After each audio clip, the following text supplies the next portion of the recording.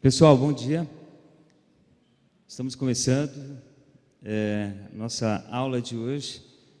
Eu sou o professor Nabarrete, quem dá aula também junto com a gente, o Daniel, que está fazendo a chamada. Eu vou pedir um favor para vocês de poderem sentar aqui para ficar mais fácil para a gente trabalhar com o microfone.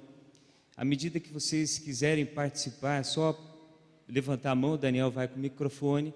A gente pede para isso porque o pessoal está assistindo ao vivo em casa via internet.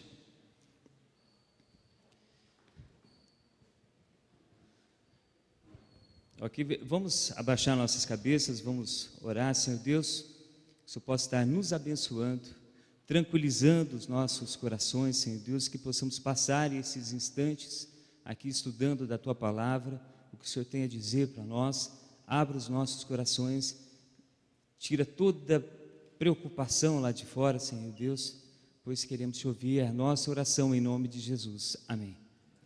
Pessoal, a gente vai estar falando sobre tecnologia, vida e adoração é o tema. A ênfase que a gente vai dar vai ser a respeito da internet. E na aula passada, o Daniel falou a respeito sobre a tecnologia e foram vistos esses temas aqui. Devemos adorar a Deus pela capacidade que temos de criar tecnologia. No ponto 2, tudo que fizermos, criarmos, deve ser feito para glorificar a Deus. Ponto 3, devemos pedir discernimento e sabedoria a Deus para usar ou não usar a tecnologia. E devemos refletir em nossas vidas se estamos sendo servidos por nossos dispositivos ou se estamos servindo a eles.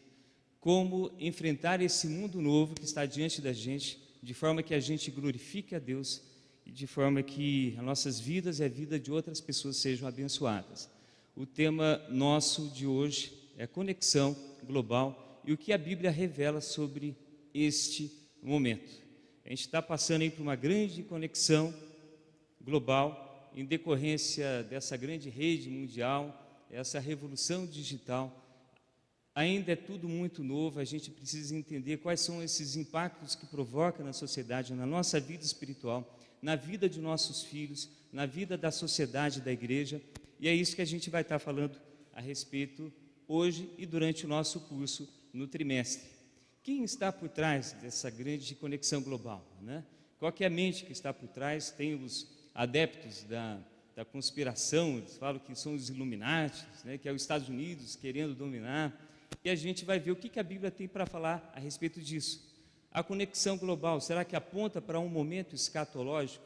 É isso que a gente vai tentar buscar, o que a palavra de Deus fala a respeito disso. E aí a gente precisa começar a dimensionar, né? Como é que está esse crescimento. A gente tem aqui um mundo com 7 bilhões de pessoas. Hoje, o acesso à internet, até o ano passado, 40% do mundo acessa a internet. E daqui a 5 anos, olha o crescimento assustador, daqui a 5 anos, 74% da população vai estar acessando a internet. Uma grande comunidade virtual está se formando, uma grande cidade virtual junto com as suas torres digitais. O mundo está caminhando para ser um estado internacional, onde barreiras tecnológicas, barreiras de línguas, políticas, geográficas estão sendo vencidas, estão sendo derrubadas, e a gente precisa acordar para isso, né?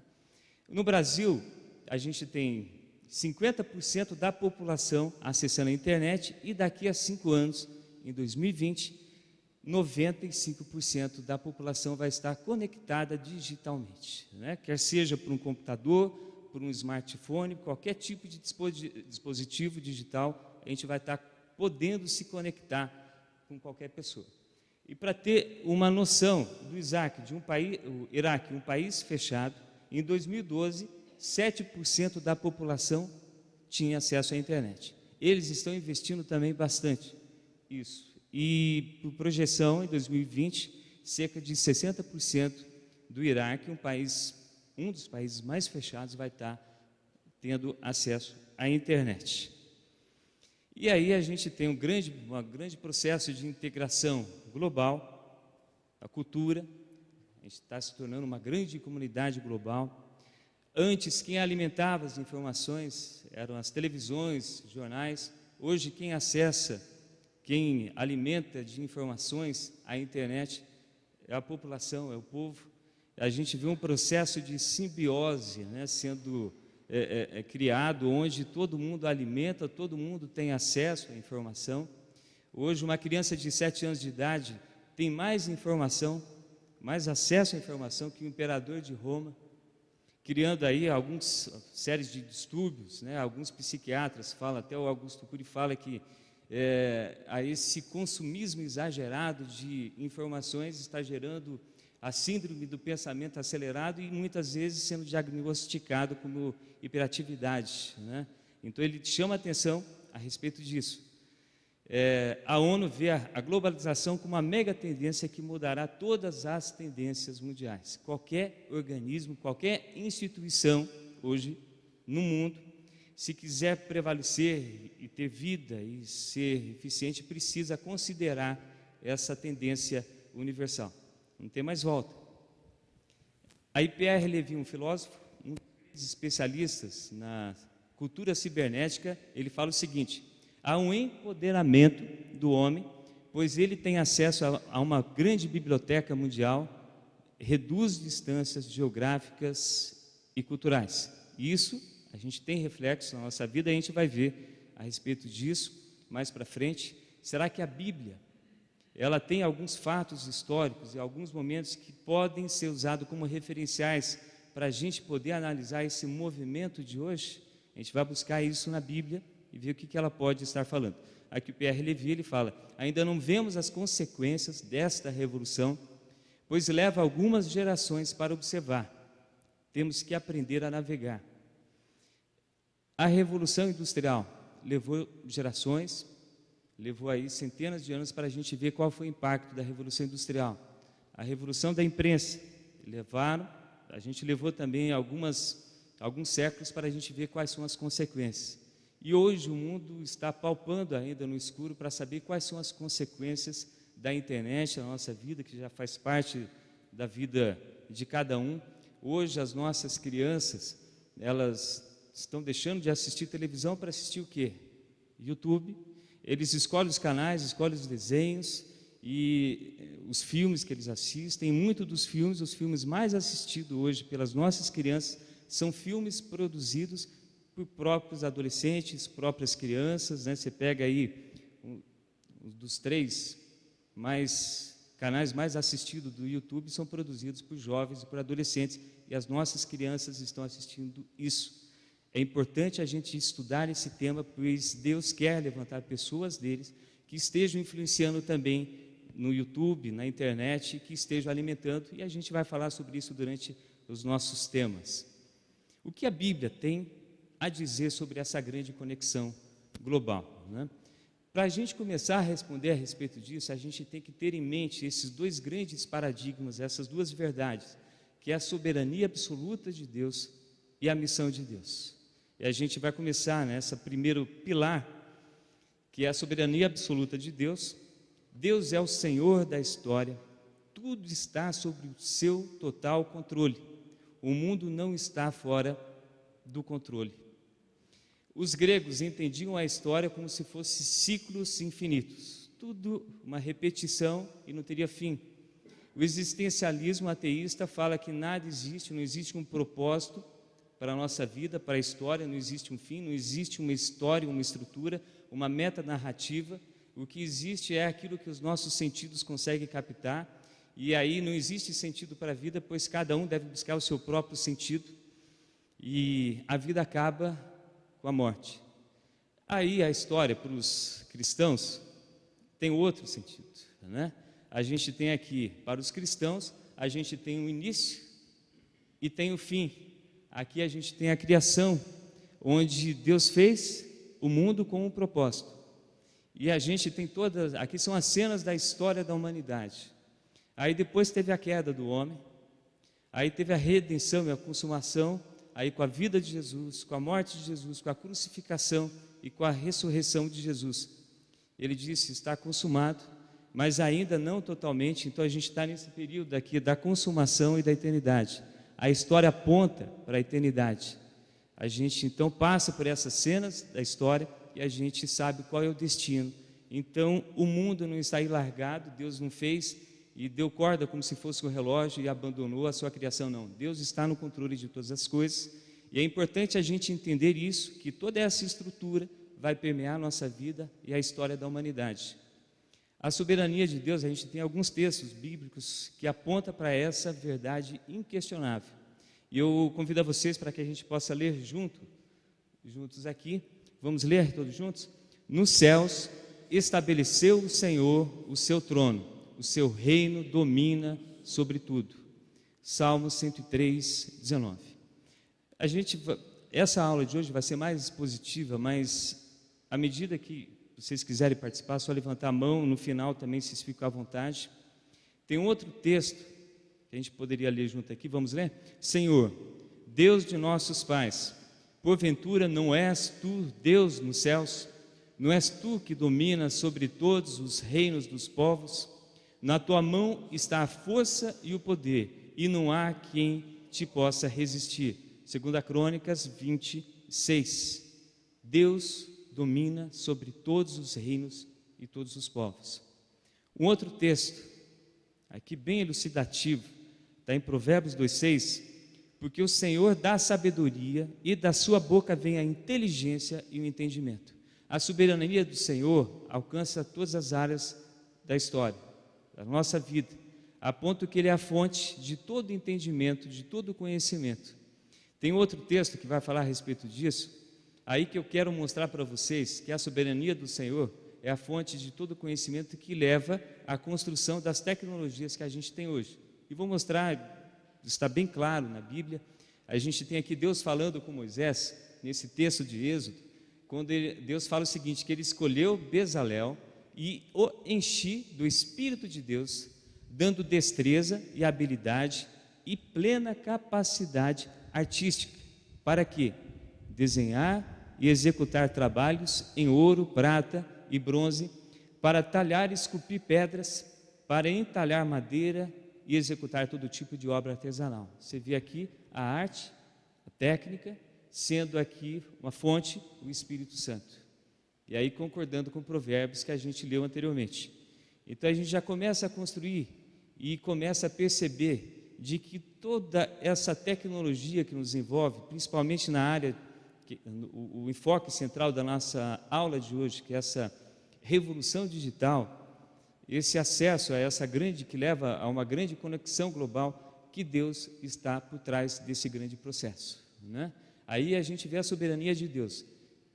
Se esses gênios da tecnologia conseguiu fazer que cada ser humano tivesse essa relação, esse vínculo digital, é porque Deus iluminou e Deus deu entendimento. A Bíblia já começa a revelar, então, quem está por trás disso, né? Desse processo. E aí, qual é o objetivo? A gente vai descobrir aqui mais para frente o objetivo dessa execução. Existe um plano, e a gente vai ver. Aqui a gente tem João Calvino, confirmando que a fonte de todo conhecimento humano provém de Deus, é graça de Deus. Um outro teólogo, né, um grande teólogo, escritor de uma teologia sistemática, reformado, ele fala o seguinte, que a arte e a tecnologia são dons de Deus. A fonte, então, é de Deus, de tudo que a gente vê, de tudo que a gente percebe. E Deus tem uma missão, é aquele segundo pilar. Lembra que no começo da aula eu falei que para a gente tentar responder a estrutura que move a história da humanidade, a gente tem que ter isso bem claro na nossa mente, que Deus é soberano, está no controle de toda a história e de que Deus tem uma missão. Existe um projeto, existe um desígnio. E aí a gente tem Jesus falando e revelando. Vamos ler juntos aqui? E este evangelho do reino será pregado em todo o mundo como testemunho a todas as nações e então virá o fim. Jesus está emitindo aqui uma sugestão ou é uma promessa? É sugestão ou é promessa? É promessa, está bem claro. E quando Deus promete, isso vai ser cumprido, né? E esse evangelho do reino será pregado em todo o mundo, e todas as nações verão, e aí virá o fim. A promessa, Mateus 24:4, Jesus falando.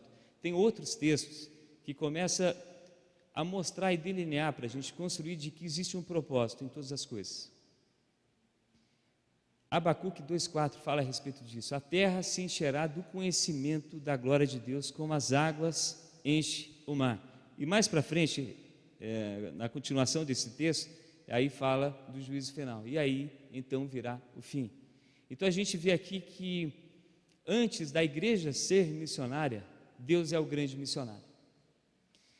Existe um projeto, existe um grande projeto universal, e Deus é o dono desse projeto de redenção da humanidade, dos escolhidos, da criação, e de um tribunal no final, onde serão separados aí os bodes das ovelhas.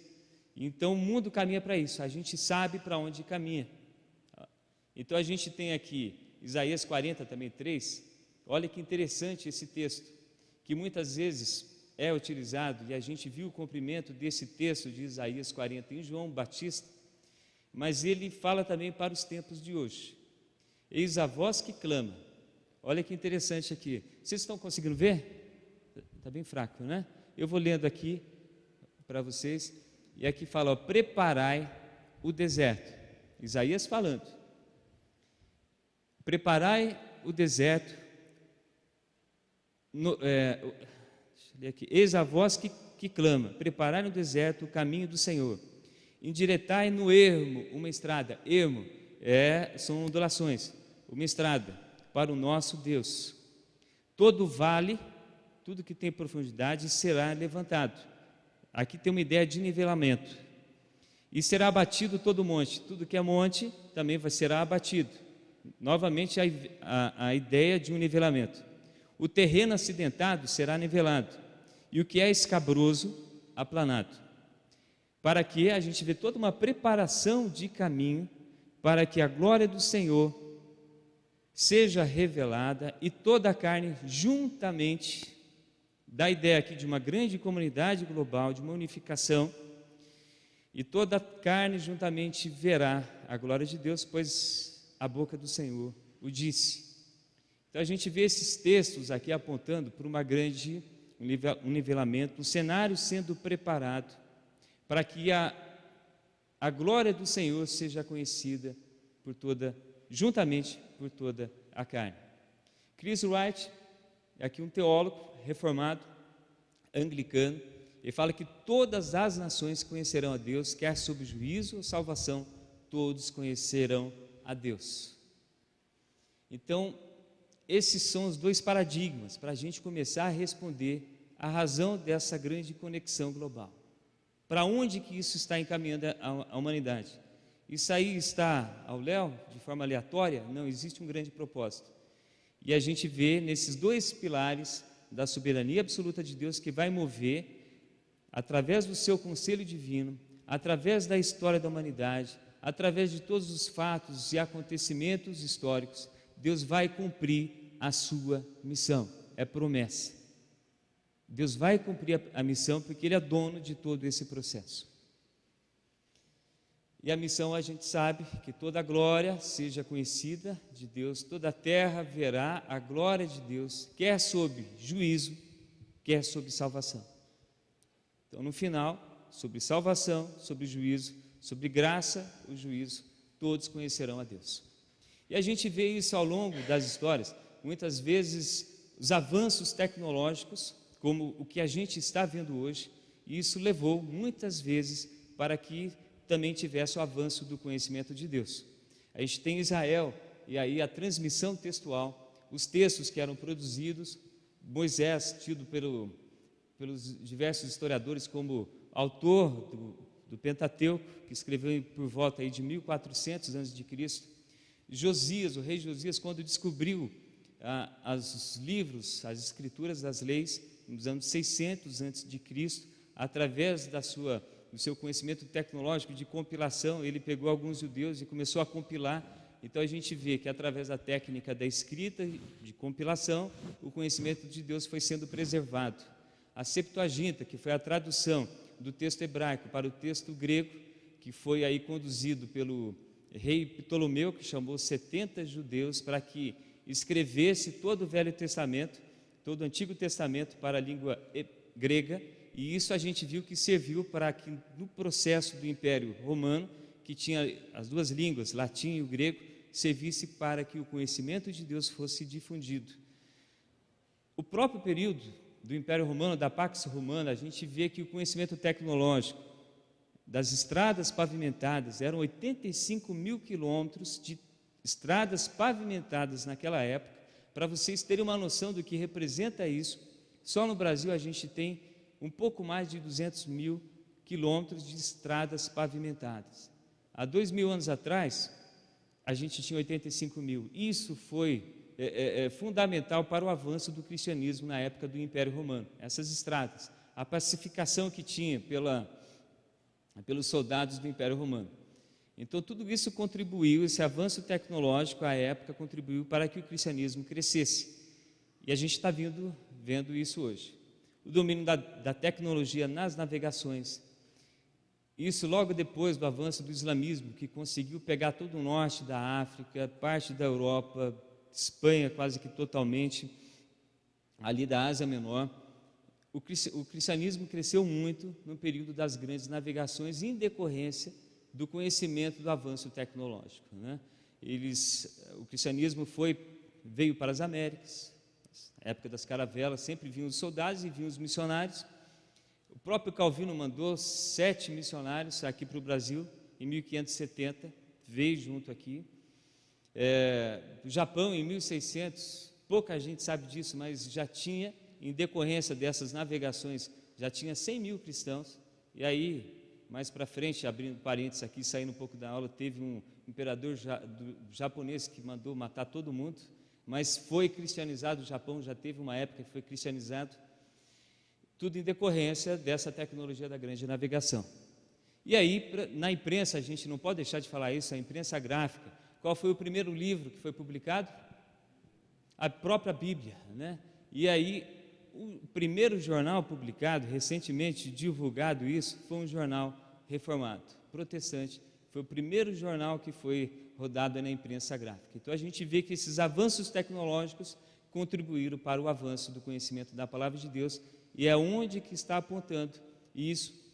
Em aulas para frente a gente vai ver a revolução que está tendo, algumas transformações em agências missionárias em decorrência dessa revolução digital. Então a gente tem aqui como uma conclusão, para o final, que a presente revolução digital está sob o controle de Deus e aponta para uma preparação de um alcance global do Evangelho. Alguma pergunta? Alguém quer participar, falar alguma coisa? Então, diante daqueles dois paradigmas, a gente vê que essa tecnologia está apontando para que um grande cenário esteja sendo armado, e está sendo armado, para que o Evangelho alcance nações nunca antes alcançadas. Línguas que não eram traduzidas, a gente consegue, com um clique, né, traduzir línguas para quase todos os idiomas falados, barreiras de distância sendo quebradas, e a gente vê o cenário sendo armado para que o Evangelho seja difundido. E aqui, quem que lembra desse... Vocês conseguem ver? O que dá para ver, perceber nessa imagem? Parece que é um rabisco aqui, né? Eu não sei se dá para o pessoal do fundo, mas aqui é a Torre de Babel. Então a gente vê aqui a cidade fortificada, a gente vê aqui a torre, parece que foi logo depois aqui do juízo de Deus. E aqui a gente coloca essa Torre de Babel para a gente começar a identificar e ler o tempo presente aqui. A Torre de Babel é considerada por alguns teólogos como um arquétipo da arrogância humana. Eles se fecharam entre eles se uniram, né, com uma grande comunidade, e eles falaram: aqui nós construiremos uma grande torre e não seremos esquecidos, e seremos seguros aqui nessa cidade. Isso não lembra alguma coisa de hoje que está acontecendo? Essa grande comunidade global que está sendo virtual, que está se formando, essa unificação, e com as nossas torres digitais. E isso aqui, Vinod Ramachandra, que é um grande teólogo de Sri Lanka, ele é um dos secretários da Aliança Bíblica Universitária, e ele cita que a Torre de Babel, ela representa aqui 3 sonhos da humanidade, que é o sonho tecnológico de construir uma grande cidade que seria autossuficiente, que teria esse empoderamento. A gente tem o poder de traduzir línguas, acesso à informação, e isso nos traz uma grande segurança. A gente será inesquecível. É um outro sonho, um sonho religioso, de divinizar a engenhosidade humana, e Ramachandra vai citar aqui o sonho político. Nós estamos no poder. Ninguém derruba a gente, nada mais é do que uma volta ao iluminismo, onde a razão humana entra no trono e eles pensam que vão governar o mundo. Então a gente vê aqui bem simbolizado nessa cidade, a unificação é a globalização do povo, e aí as construções dessa torre, né? E aqui a gente tem uma gravura, aqui representando o livro de Sofonias, que também vai falar a respeito de cidades e torres. Olha que interessante. Vamos ver aqui se a gente consegue ler. Aqui no versículo de Sofonias, capítulo 1:16, fala que Deus levantando juízo e falando que iria destruir toda a terra, e ele fala aqui se levantando o juízo dele contra cidades fortificadas e contra as torres elevadas. E aqui a cidade, em alto e bom som, ela bradando, né? Fala, eu sou única e não há outro além de mim. Igualzinho que aconteceu com a Torre de Babel, né? O protótipo aqui da arrogância humana, a autossuficiência. E aqui Deus, emitindo o seu juízo, capítulo 3 de Sofonias, versículo 8, e aqui Deus fala: decidi ajuntar as nações, reunir os reinos e derramar a minha ira sobre eles, toda a minha impetuosa indignação. O mundo inteiro será destruído pelo fogo da minha zelosa ira. O que a gente vê, o que está acontecendo nessa grande conexão global, não é um ajuntamento das nações, e a gente não vê representado aqui, à luz do texto de Gênesis 11, que fala sobre a descrição da Torre de Babel e da cidade, e a gente vê também em Sofonias falando desse ajuntamento, e Deus emitindo juízo contra a cidade e contra as torres, né? Então a gente vê que também pode representar essa grande conexão global, aponta para um momento escatológico, onde Deus vai emitir o seu juízo, já emitiu na Bíblia, e onde vai se cumprir o juízo de Deus. Ele ajunta as nações para que o juízo de Deus seja emitido, e todos conhecerão a glória de Deus, quer sobre juízo, quer sobre salvação. E então a gente percebe, e respondendo à pergunta inicial, o que a Bíblia fala a respeito dessa grande conexão global, através da revolução digital, a globalização via conexão digital é um grande paradoxo, pois ao mesmo tempo pode representar juízo de Deus e instrumento de redenção da criação.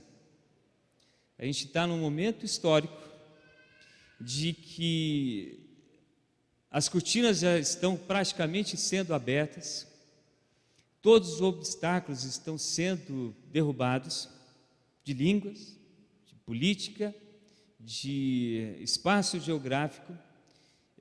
Não vai ser mais desculpa para agências missionárias, não temos dinheiro, porque hoje com um clique você tem acesso à palavra de Deus, quase, né?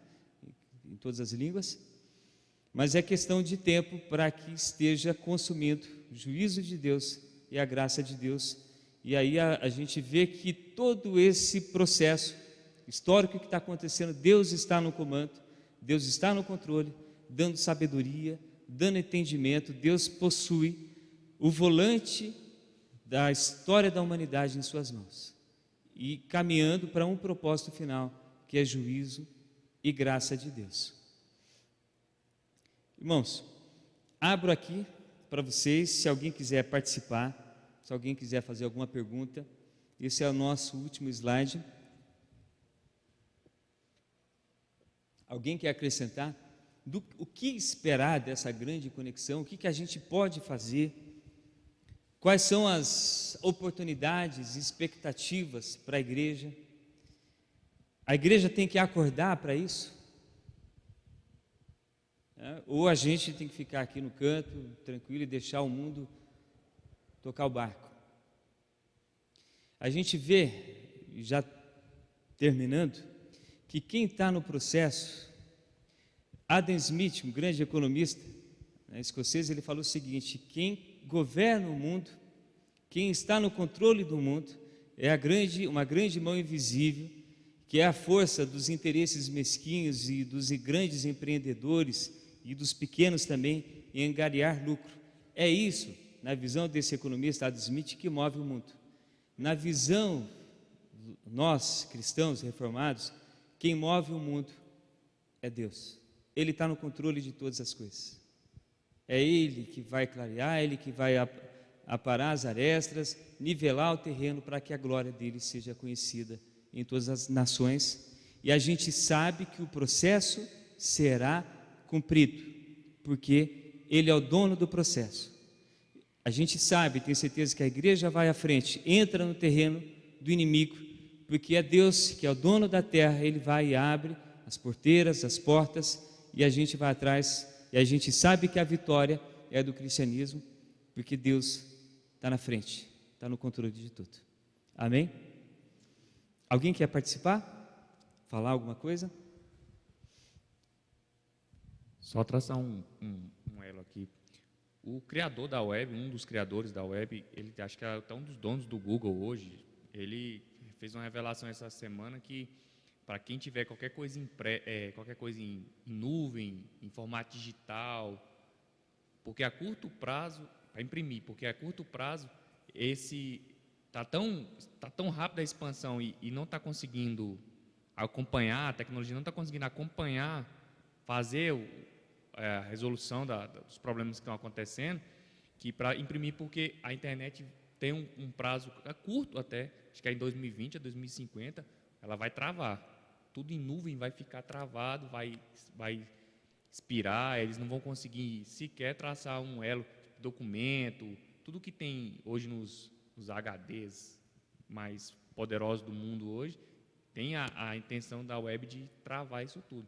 Então, assim, trazendo para a realidade, isso já pode ser até um paradoxo que já pode estar acontecendo sem a gente ver, né?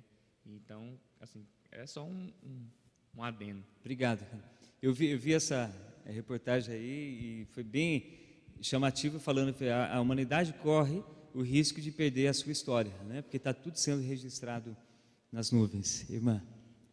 A gente percebe que realmente a volta de Jesus está muito próxima, porque a gente ouve sempre falar, né, e a gente sabe que Jesus virá quando todo mundo conhecê-lo. E isso é uma forma, a gente vê, ainda agora mesmo você falou, é uma maneira de o Evangelho chegar aos mais longínquos lugares, né?